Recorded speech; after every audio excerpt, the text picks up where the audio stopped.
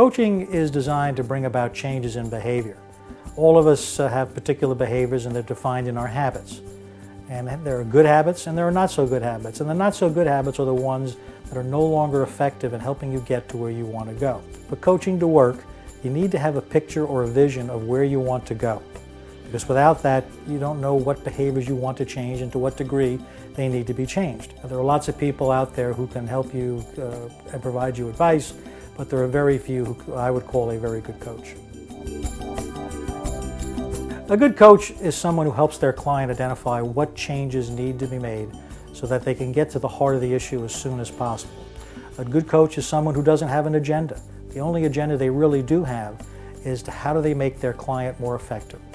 Next, they relate to the client as soon as possible, establishing a level of trust and credibility. They learn how to understand the client's needs both emotionally and intellectually. A good coach also helps a client understand where they can stretch their capabilities to. Many folks don't realize it, but they live beneath their dreams, and a good coach helps them understand that they don't need to do that. And ultimately, a good coach needs to establish trust with their client as soon as possible.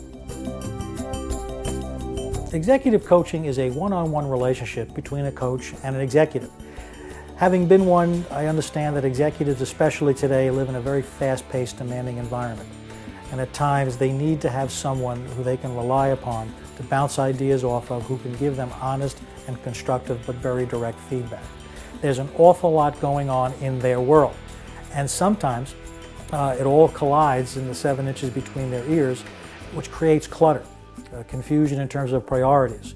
And a good executive coach helps them sift through that clutter to identify the right priorities.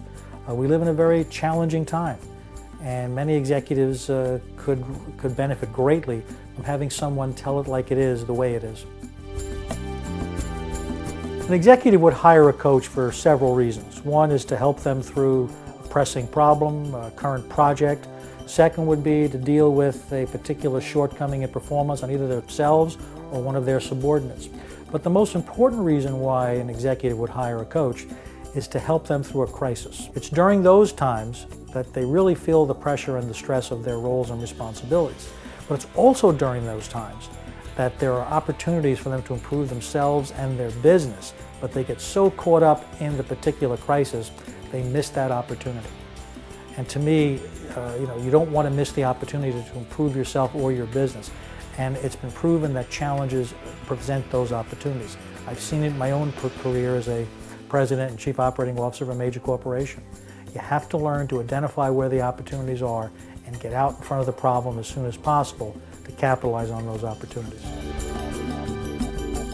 When I think of the characteristics that can be used to describe a good executive coach, clearly the things I mentioned before come to mind in terms of credibility, integrity, their ability to relate to their client both on an intellectual and emotional level.